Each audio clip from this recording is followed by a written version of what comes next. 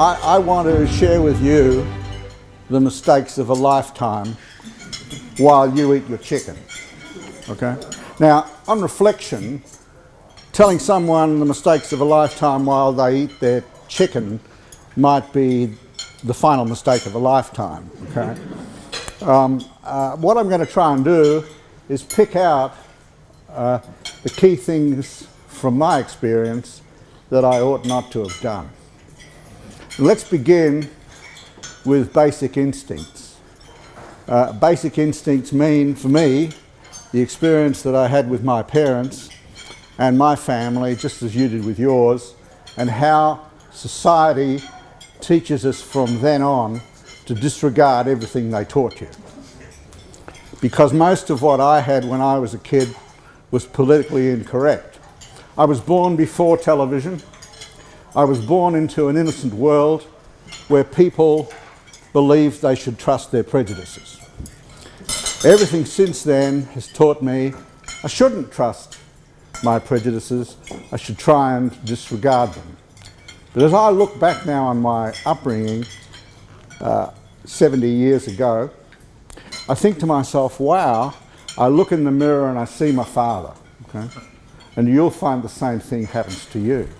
You can't rid yourself of where you began. And so I've started to identify the things that I got when I was a kid that I keep on coming back to whether I like it or not. I'll give you a couple of illustrations, some of them extremely prejudiced.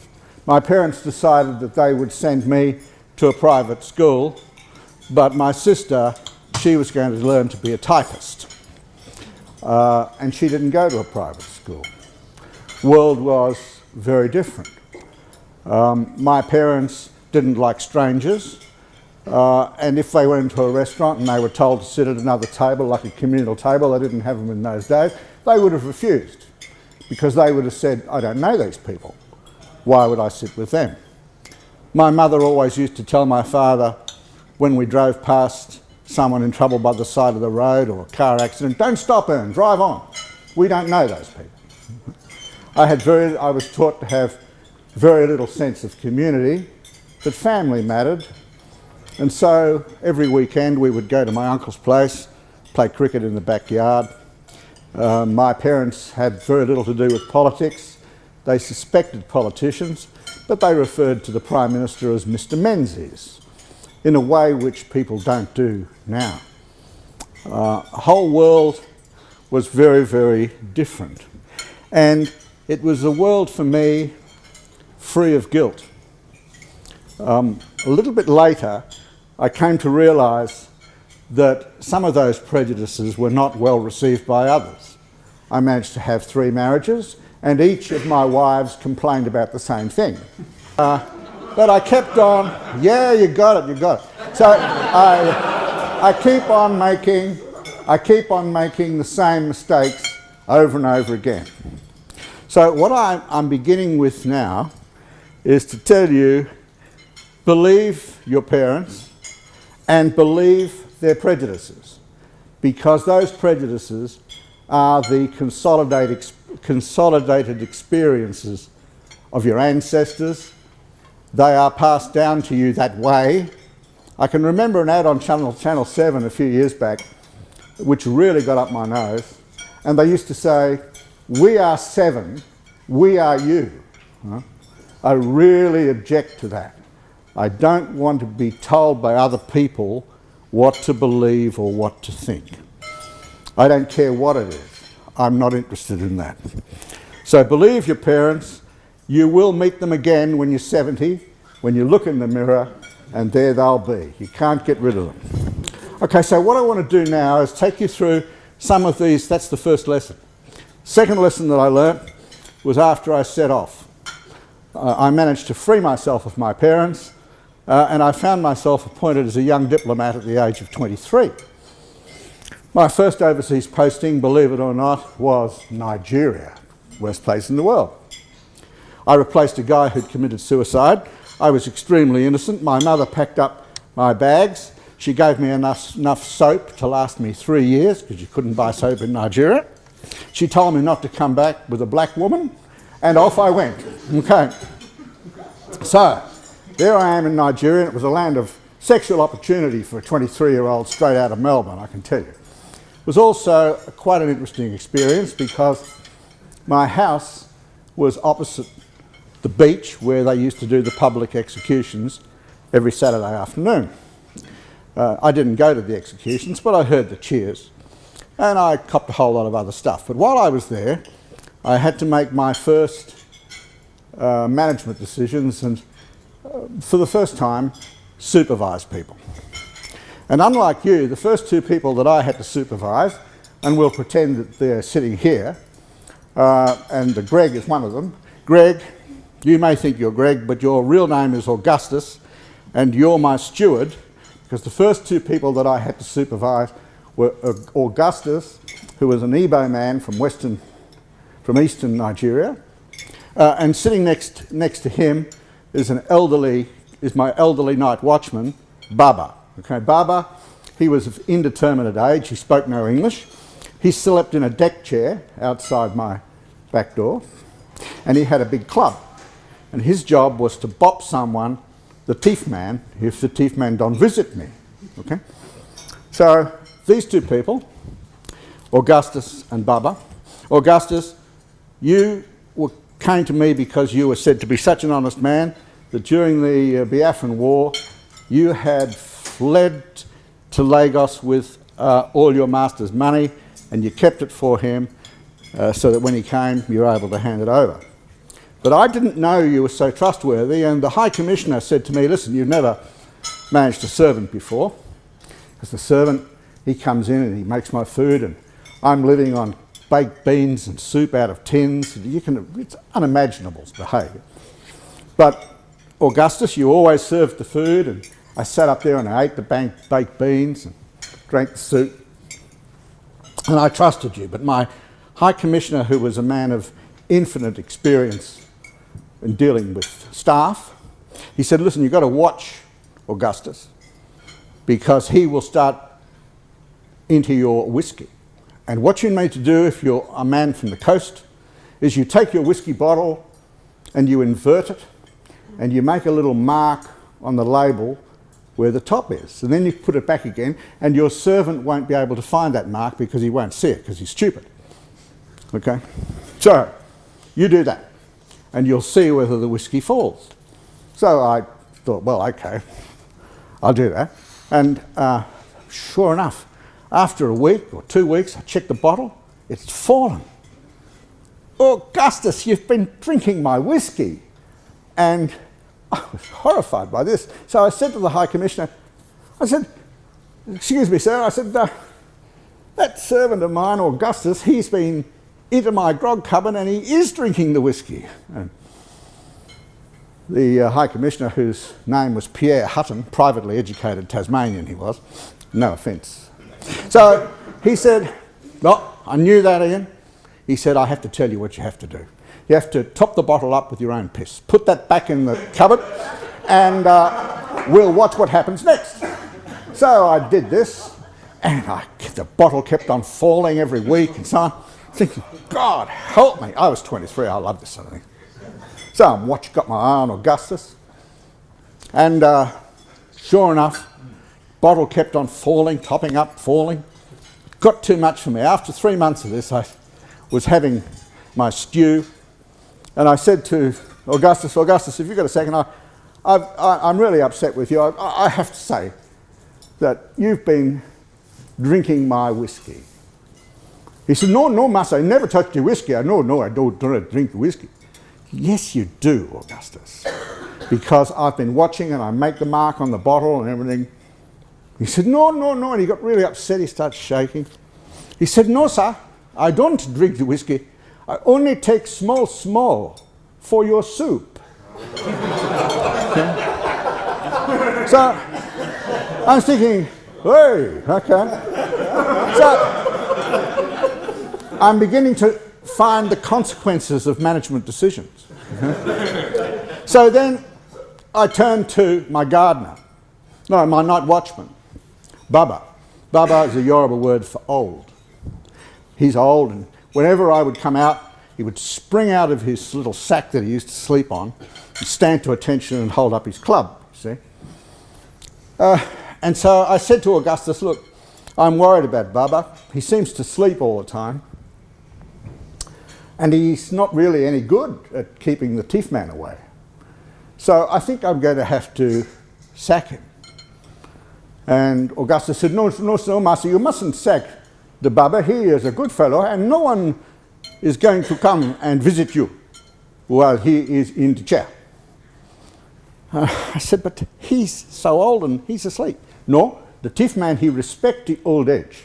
He knows that if he don't visit you, Bubba will get sacked and never get another job. So he will visit the other one next door, the young man, and teeth them. So I said, look, I'll buy that, but what are we going to do if Bubba dies in the chair during the night? All the relations, don't visit me, and they ask to dash them, to give them the money. He said, oh, I don't think on this one, sir. So he comes back next morning, he says, Master, I know the answer for this one. I said, well, what is it? And he said, well, if Bubba don't die during the night, never worry, you will not see him. We will take him and throw him for the creek. And when the relative come around, we will say, he don't vanish, okay? So again, I had to make a management decision. So what that means to me is my second lesson, which is that most complex leadership decisions are a triumph of common sense over convention, okay? There you go. I've turned, these two guys had no idea that they would become an example to a leadership group, okay? But it's true.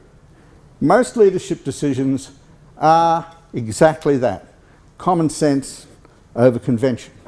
So while I was there, I also felt very, I guess, inferior about being Australian. I'm in a former English colony. Everyone spoke with a very pucker British accent. And so I decided I would try the same thing. And I became quite good at the English stammer, and with the hesitations and all of that stuff that English people do, so that you sort of rather think I might have come from London. Funnily enough, there are other people who've been caught with that disease. Geoffrey Robertson is a supreme example. He's a rough Sydney boy who always wanted to be an Englishman, but he did kind of learn that English way so that he could pretend that he wasn't Australian after all. And he still does it, okay, right now. So I was into that kick. So I was very conscious of being an ignorant Australian. So the other thing that I encountered when I was there for the first time was my first politician. The Minister for Foreign Affairs, Don Willacy, father of Michael Willacy, decided to make a visit with his wife. So the High Commissioner, Pierre Hutton, the man with the sage advice about the whiskey, was giving lunch to a small group, including the British High Commissioner. And there we are. The British High Commissioner was sitting with the High Commissioner and myself in some easy chairs. And Don Willacy, the minister, said, Pierre, he said, I see you've got a goanna in the room. And the British High Commissioner couldn't quite understand what that really was. But Pierre Cotton, you mean a piano, Minister? Yeah, piano. I said, very good. So, and then Don said, well, you know, Ma plays the piano. The British High Commissioner was in like a flash. He sensed blood. He immediately turned to the Australian Foreign Minister and he looked at Ma Willacy and he said, oh, Mrs. Willacy, would you favour us with a recital? So she goes, you know, Don, do I have to play? And so Don, he had a few by this stage. He had his cigar and his whiskey. And he said, "Yeah, come on, Ma." He said, "Get up and have a go."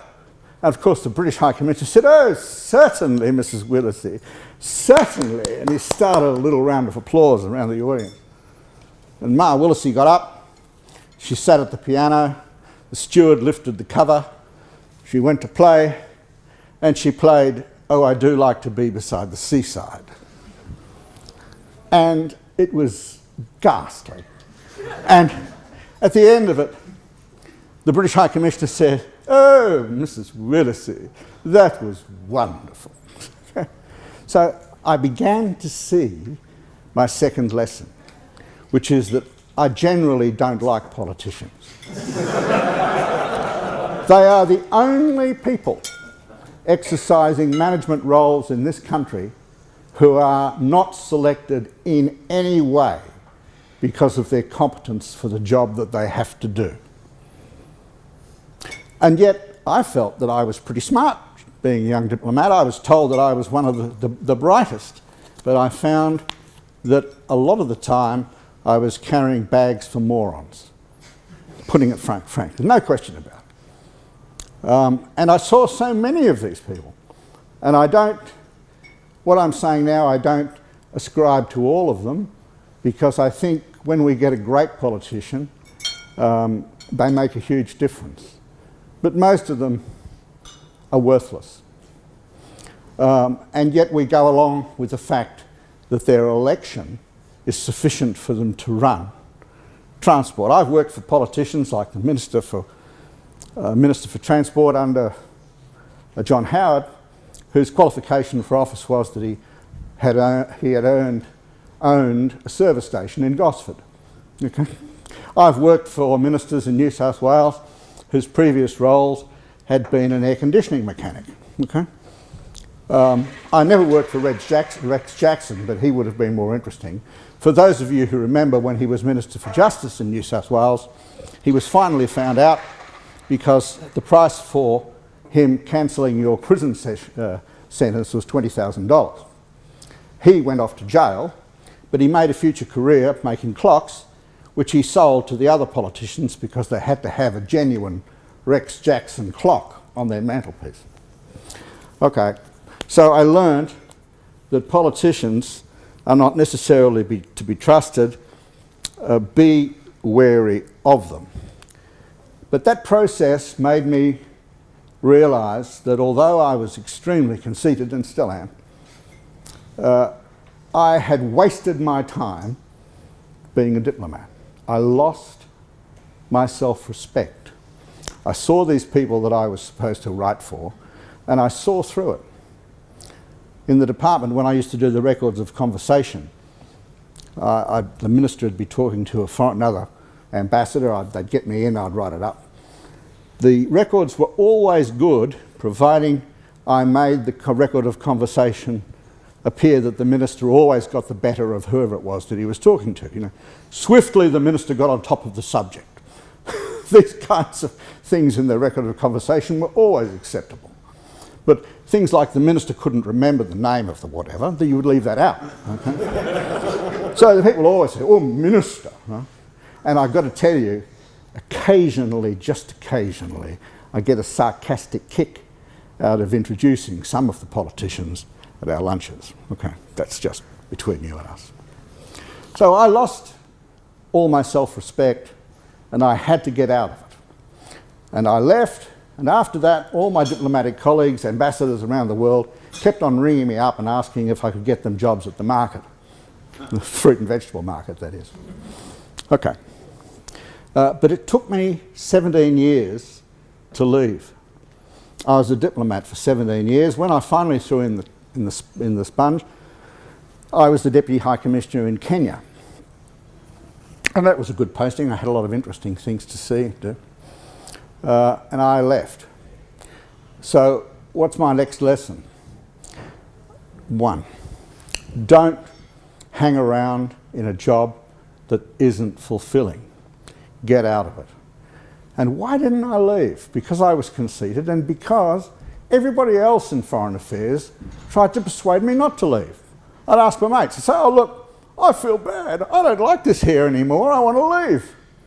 And they say, no, you can't do that. Because that would make them feel bad. Never ask the other people in the rowboat whether you should jump overboard, okay? Because everybody who wanted to jump overboard is gone. They'll hold you in there. So when I finally left, it was against the group pressure of all my peers. But of course I was good for nothing. I had no skills. So then I had to go and work for a politician.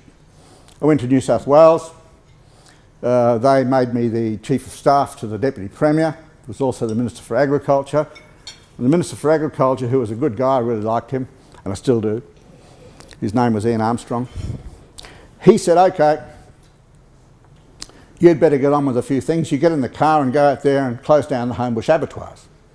I said, I've never been to an abattoir in my life. I don't know what to do. He said, you'll learn.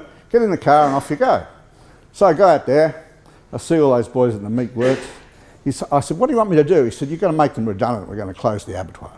So I did a report for Cabinet. We did close the abattoir. So that went pretty well. There was a few ups and downs. He said, so what I'm going to do now is I'm going to make you the chairman of the egg board. I was 40. It's a critical age. Because what happens at 40 is the world changes their expectations of you. You move before 40, you're expected to do as you're told and not come up with anything. No initiative, no creativity. After 40, you're expected to be a chief executive material, and maybe if you're lucky, you'll get it. And then they expect you to be completely different. Have a whole set of initiatives, come up with ideas and so on that you would never have been allowed to do before. And I was very conscious of this. I felt inferior. So I go out to the egg board. I'm the chairman. I thought, oh, I don't know what I'm going to say. They're going to know that I know nothing whatsoever about eggs. I've never even been on a chook farm, okay? And they controlled all the eggs in New South Wales. They had 2 factories. We had 400 staff. We turned over $200 million a year. And I walk in. I'm the executive chairman. The management staff team are all sitting around the table. I thought, oh, they're going to find me out any moment. But then I realised, no. I looked around the room, they'd all taken their pens and paper out. They're all holding their pens, ready to write down whatever I said. I need no second chance, okay? I said, okay, away we go. I've got a few priorities. They started writing it all down, okay? And it worked. It's amazing. So my next appointment, after I'd managed to sell the egg board to unsuspecting farmers, after that, the minister said, you can now go and be the managing director of the Flemington Markets.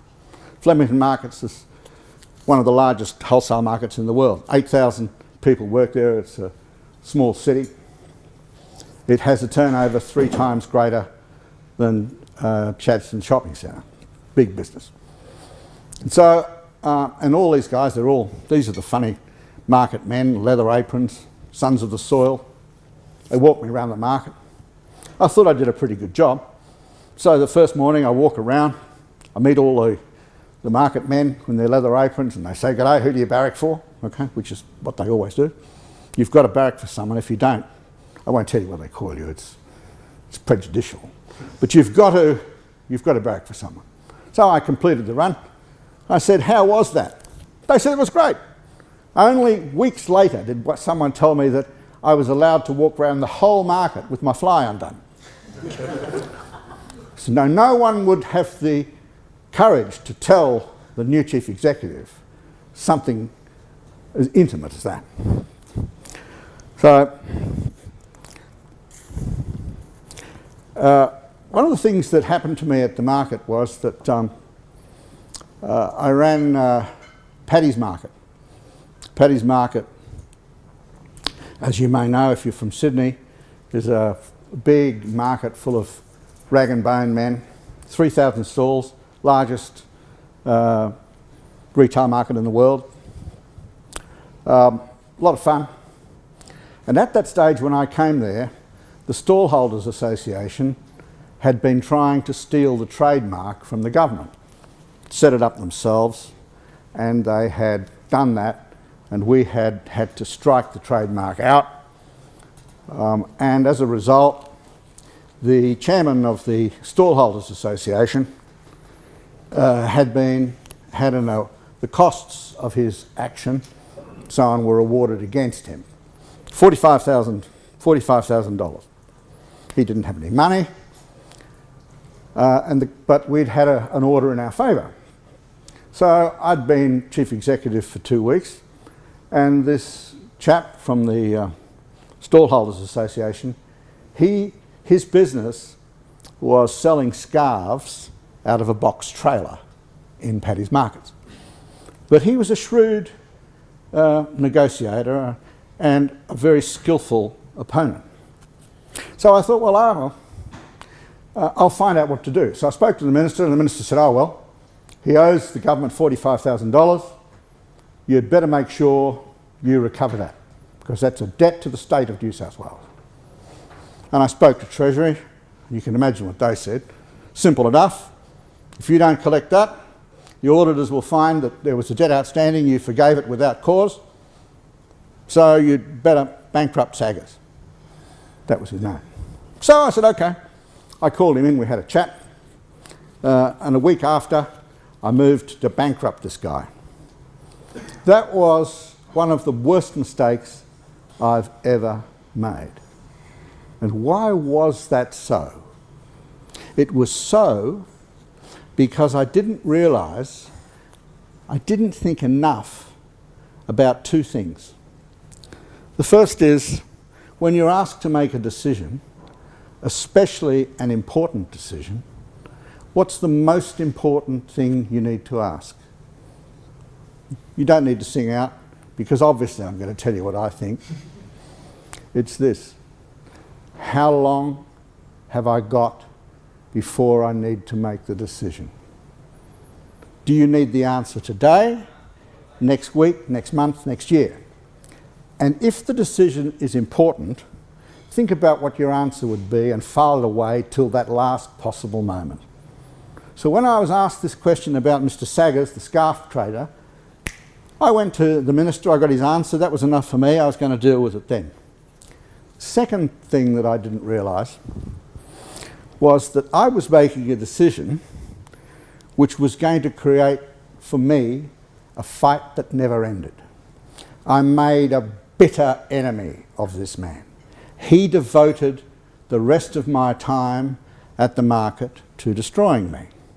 And he was very good at it. So he paid the $45,000. Then he got the stallholders going with the campaign. I found myself on Alan Jones every other day. I was back in the papers because I was the hitman for the government. It was I who took the farm off Paul Galea, the rebel egg farmer, and all the rest. And it ran on and on. And finally, an ally of Saggers, a ratbag politician by the name of Cruikshank, told the government that they would, he was a National Party rebel, that he'd cross the floor and vote with the Labor Party and bring the government of New South Wales down unless they held a public inquiry into the mismanagement of Mr. Ian Webb and how I had misappropriated over $1 million of stallholders' funds. So they decided to hold the inquiry rather than have the government fall, and I had to go through all of that. Fortunately, before all that happened, a new election came along. I was offered another job. I fled to Melbourne and started running the Melbourne wholesale markets. Interesting story. Be very careful about pushing people right to the end of the line.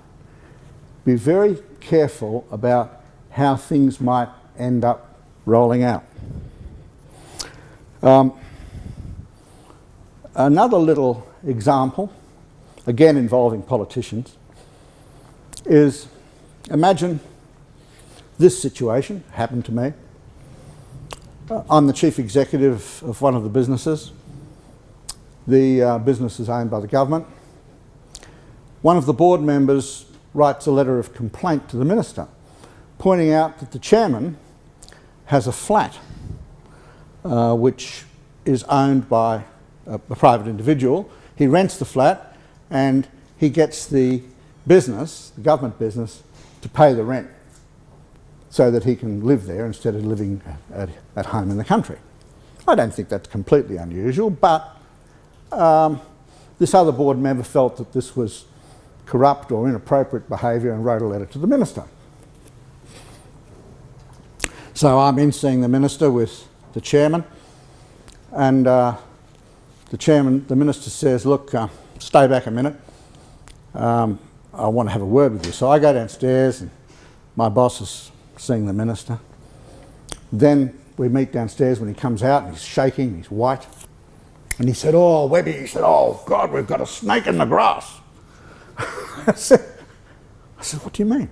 He said, oh, that Diana, she's a snake in the grass. She's been shitting on me with the minister and she sent him this terrible letter and alleging that I'm corrupt. And he said, but look, it's okay. Oh, God, it's okay. Christ, thank God it's okay. He was a National Party guy. He used to talk like this. He said, this is terrible, but it's okay. Because the minister said, don't worry about that. I'll keep an eye on her. And if she complains again like that, I'll fire her. So, this was shared with me. What do you do? What do you do? I'll tell you what I didn't do. I'll tell you what I did, and it was a catastrophic mistake. I allowed this thing to go through. So after that, the misbehaviour of the chairman got more and more in other areas, and the Labor Party decided that they would make something of it. And once again, I found myself in the news defending the business and defending where it was. And when I said to the minister and others, including my chair, this is terrible now, he said, but you knew about this. You heard that when we came out of the minister's office.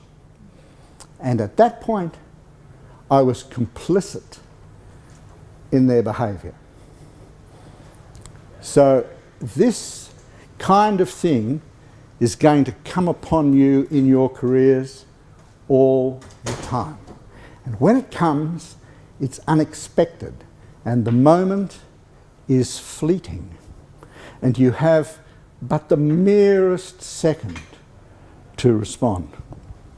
So what should I have said when the chairman told me this? I should have said to him, I can't listen to that. You're reporting to me corrupt behaviour. I will not have it. I'm now going to the newspapers, or I'm now going to the Premier or someone more senior, and I am reporting this. And if I'd done that, do you know what my chairman would have said to me? If you do that, then you're a rat, and you'll never work again, and all these things. And the answer to that is, no, that's mistaken. It's not I who will never work again.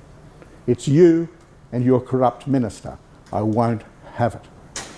And I'm thinking now of some of that stuff that I learnt when I was a kid. And I didn't back what I had been taught by my funny old grandmother. So I'm saying to you now, trust your instincts and don't be caught on something like that. All right, don't comply with corruption, because it can happen without you realising it. I've got two other things to cover: managing people and values. First of all, managing people. I guess Ray made the point last night, trust yourself to show yourself to others. Be prepared to do that. It's so critically important. They'll come your way if you do. The other thing about this is how you go about recruiting people. If that's the case, I trust my prejudice every time.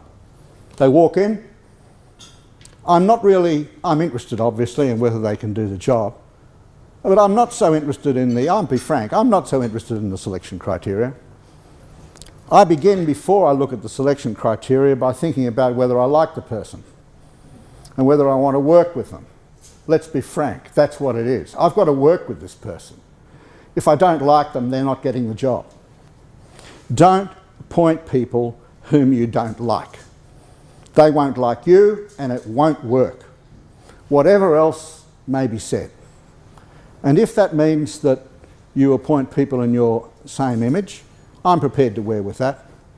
One of the reasons why we have so many drongos in leadership positions is they were appointed by other drongos who appointed people in their same image. That was Paul Keating's great finding after being Prime Minister. They said, what's the most surprising thing about being Prime Minister? He said, I'd always been taught to look up to people, head of the Commonwealth Bank and all these people. But now that I'm the Prime Minister, I realise that the world is full of drongos. And that's absolutely true. So don't worry. At least if you appoint people in your own image, you'll at least have a nice day. So that, I think, is really important. So I give pretty high priority to that. Let's talk about managing them. If you can delegate effectively, you're told, you won't have to do any work. I'm not interested in delegating. I think delegating is copping out, and that's bludgeoning. But shared responsibility, shared accountability is a very different thing. So Roads Australia has created a small family of 11 staff who basically have a flat structure of shared accountability, and I'm not really the chief executive at all. The whole place is run by Hannah and all of the other people as equals. And this is how it works. When we're going to recruit a new person, I meet them. If I like them, I kind of tell them, you're on the way. But to make sure you feel comfortable, you can meet all the other team and see how it goes. So Hannah and the rest take them out for lunch, get them bloody pissed, and then they ask them all these questions that I wouldn't dare ask them. And then after that I say, what do you reckon? Will they appoint this person or not? If they get the thumbs up, the person's in. Thumbs down, we don't have them. So the whole place is managed by shared accountability. That means I don't have to delegate, and they're happy because they know the rules, and we have a really happy time. Roads Australia, why do we run it? Within our office, we run it for us. We run it so that all of us can feed our kids, that we can all have a happy time, and in return for that, we give service to our employer. So, I guess shared accountability, I guess, is a word that I'd love to leave with you, and replace shared accountability with delegation. Delegation is not nearly as good. People who destroy morale. Sometimes you will make mistakes. You will get people who destroy morale within your business. And you know, you didn't get it right. You didn't like them to begin with, but you got them, okay? Get rid of them. Don't listen to all the rubbish that is spoken by people who get on YouTube like me. And most of that rubbish is train them, counsel them, empathise with them. No, say goodbye to them, okay? Fast, because they will undermine your business, they will undermine the morale of your team. Don't retrain them, farewell them. Okay. I guess that leaves me finally with values. I think I've come to the conclusion from all of this, the truth is not absolute. And I think about taboos. When I was young, the big taboos was sex, politics and religion. You didn't discuss these things at all. It's completely unacceptable. But the funny thing is that they're not taboos anymore. You can go out and talk filth. You can laugh at people who are religious. Jesus Christ is a popular figure of fun, generally speaking, around the world. And as for politics, You can laugh at politicians and scoff. There's no, Mr. Menzies died a long time ago. Sex, politics and religion are no longer taboos. But they've been replaced by new taboos that were not taboos when I was a kid. Social equity and a whole lot of taboos which are so sensitive that I dare not expose them in this room. But you know what they are. And if I start getting into those taboos, there'll be people who get upset and want to leave. So I want to demonstrate to you how ephemeral all of those taboos are by coming up with one that I propose we should introduce, which is very important to me, and that is that fat people are prejudiced against. Okay? Now, I'm fat. People think because I'm fat that I'm stupid, and as a result I can't get a job and I suffer discrimination all the time just because I'm too fat. And I've got to say to you, if you want proof of that, I'm the fattest person in the room, because you guys would not generally be doing so well if you were very fat. But what's the difference if you're a fat person and that's what you carry with you, as opposed to the fact that you might be from another country, you might speak a different religion, you might whatever. All of the stuff that's our traditional taboos. If we only started thinking about that kind of prejudice, I could start a new taboo. So I only believe in one thing, and that is that you need to keep an open mind over all this stuff, and there is no truth. So what that means, the only thing that really upsets me about these people is I hate people who take offence because they feel that they should basically, that I should be going along with whatever it is that they believe, and they've got a right to be offended by what I've said, because, and so on and so on and so on. Leave it alone. People should be allowed to say and think whatever they like, and I don't believe anything that's said to me at face value. Why? Going right back to when I was a kid, one of the first things one of my crazy school teachers taught me, which I've never forgotten, is that when somebody asks you to believe something because all right-thinking people agree, and we all accept that as a given, start there. That's where the fault is. As soon as you agree that we all accept democracy is a good idea, you can plant a whole lot of logic on it there. But as soon as you say that to me, I'll say, prove that. Because I'm not sure if that's true. And society asks you to accept the things that they can't prove or won't prove. And I'm kind of inclined to put that into my management bag. So the only real value that I think you should carry through life in managing a lot of this stuff is keep an open mind. And I'll leave it on that point by simply saying, I wish I could do it over again. Thank you for listening to me.